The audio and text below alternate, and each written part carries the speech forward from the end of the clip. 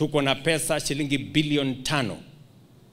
Tunataka kumpatia vijana kwa kila ward. Unisikize vizuri. Kila ward tunataka wafanyabiashara 70 kwa kila ward. Kila mfanyabiashara tumpatie 50,000 ya kuendesha biashara yake.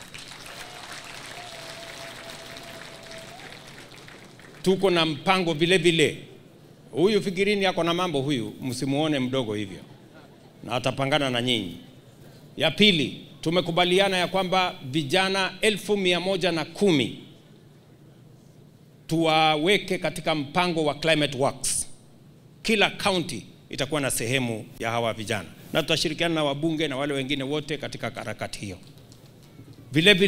Vile Mheshimiwa Prime Minister alivyosema, kupanga mambo ya makazi.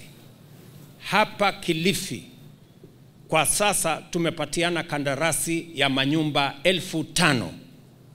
Tunahitaji vijana zaidi ya 4,000 kufanya kazi hiyo.